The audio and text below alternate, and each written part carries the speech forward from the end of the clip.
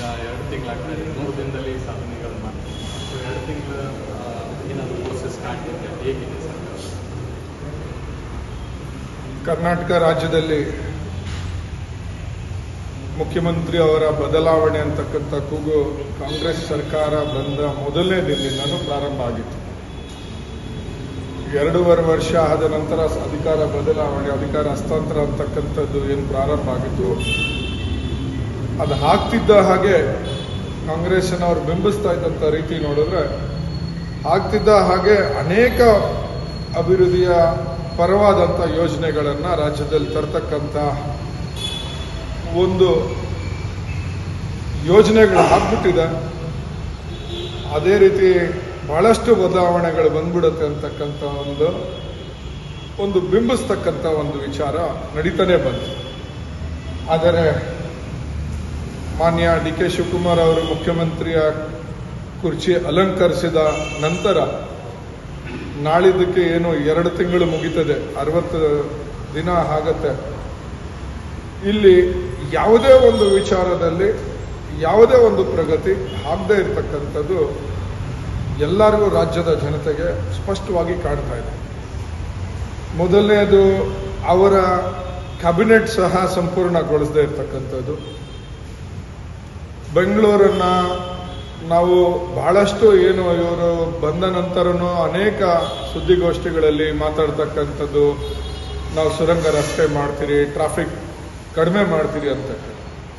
ಇವತ್ತಿನ ನ್ಯೂಸ್ ಪೇಪರಲ್ಲೂ ಸಹ ಆರ್ಟಿಕಲ್ ಇದೆ. ಏನು ನಮ್ಮ ಬೆಂಗಳೂರಿನ ಪೂರ್ವ ದಿಕ್ಕಿನಲ್ಲಿರ್ತಕ್ಕಂಥ IT ಕ್ಯಾಪಿಟಲ್ ಅಂತ ಇರತಕ್ಕಂಥ ಬೆಂಗಳೂರಿನಲ್ಲಿ 6,42,000ಕ್ಕೂ ಮೇಲ್ಪಟ್ಟು ಜನ ರಿಂಗ್ ರೋಡ್ನಲ್ಲಿ KR ಪುರಮಿಂದ ಕಡೆ ಸರ್ಜಾಪುರ ರೋಡ್ ಕಡೆಗೆ ದಿನನಿತ್ಯ ಪ್ರವಾಸ ಮಾಡ್ತಾರೆ. ಆ ಭಾಗಗಳಲ್ಲಿ ಇರ್ತಕ್ಕಂಥ IT ಕಂಪನಿಗಳಲ್ಲಿ ಅಷ್ಟು ಎಂಪ್ಲಾಯೀಸ್ ಇದ್ದಾರೆ. ಆದರೆ ದಿನನಿತ್ಯ ನಾನು ಸಹ ಬೆಂಗಳೂರು ಪೂರ್ವದಲ್ಲಿ ವಾಸ ಇರತಕ್ಕಂಥವನು, ಈಗ ನಮ್ಮ ಕಾರ್ಯಾಲಯದಲ್ಲಿ ನಾವು ಚರ್ಚೆ ಮಾಡ್ತಾ ಇದ್ರಿ, ಎಷ್ಟು ಸಮಸ್ಯೆ ಆಗ್ತದೆ ಒಂದು ಸಾಮಾನ್ಯ ವ್ಯಕ್ತಿಗೆ ಬೆಂಗಳೂರು ಅಥವಾ ಮಲ್ಲೇಶ್ವರದಲ್ಲಿ ಬರಬೇಕು ಕಾರ್ಯಾಲಯಕ್ಕೆ, ಅಥವಾ ಬೆಂಗಳೂರಿನಲ್ಲಿ ಓಡಾಡಬೇಕು ಅಂತಕ್ಕಂಥ ಸಮಸ್ಯೆ. ಯಾವುದೇ ರೀತಿಯಾದಂಥ ಪ್ರಗತಿ ರಾಜ್ಯದಲ್ಲಿ ಕಂಡೇ ಇಲ್ಲ. ಕಾವೇರಿ ನೀರಿನ ವಿಚಾರವಾಗಿ ತಗೊಂಡಾಗ, ಕಾವೇರಿ ನೀರು ಇವತ್ತು ನೀರು ನಮಗೆ ಇಲ್ಲ, ಮಳೆ ಇಲ್ವೇ ಇಲ್ಲ ಅಂಥ ಪರಿಸ್ಥಿತಿಯಲ್ಲಿ ಒಂದಷ್ಟು ತಮಿಳುನಾಡು ಬಿಟ್ಟಿರ್ತಕ್ಕಂಥದ್ದಾಗಲಿ. ಹಾಗೆ ಇದನ್ನೆಲ್ಲವನ್ನೂ ಬಿಟ್ಟು ಎಂಥ ಯೋಜನೆಗಳಿಗೆ ಕೈ ಹಾಕ್ತಿದ್ದಾರೆ ಮುಖ್ಯಮಂತ್ರಿ ಅವರು ಅಂದರೆ, ಖಾಲಿ ಸೈಟ್ ಇದ್ರೆ ನೀವು 5 ವರ್ಷದ ಒಳಗಡೆ ಮನೆ ಕಟ್ಟಿಲ್ಲ ಅಂದರೆ ಸೈಟನ್ನು ನಾವು ಮುತ್ತಿಗೆ ಹಾಕ್ಕೊಳ್ತೀರಿ, ಸೈಟ್ ಸರ್ಕಾರಕ್ಕೆ ತಗೊಳ್ತೀರಿ ಅಂತಕ್ಕಂಥ ವಿಚಾರಗಳು. ಅಂದರೆ ಡೈವರ್ಟ್ ಮಾಡೋದಕ್ಕೆ ಸಾಮಾನ್ಯ ಜನರ ಮನಸ್ಥಿತಿನಲ್ಲಿ ಏನು ಅಭಿವೃದ್ಧಿ ಆಗ್ತಿಲ್ಲ ಅನ್ನೋ ಅಂಶವನ್ನ ಜನರಲ್ಲಿ ಬರಬಾರ್ದು, ಅದನ್ನು ಡೈವರ್ಟ್ ಮಾಡಲಿಕ್ಕೆ ಏನು ಬೇಕೋ ಮಾಡ್ತಿದ್ದಾರೆ ವಿನಃ ರಾಜ್ಯದ ಜನತೆಗೆ ಅಥವಾ ಬೆಂಗಳೂರಿನ ಜನತೆಗೆ ಒಂದೇ ಒಂದು ಅಭಿವೃದ್ಧಿಯ ಯೋಜನೆಯನ್ನು 60 ದಿನ ಮುಗಿದ ನಂತರವೂ ಆಗ್ತಿಲ್ಲ.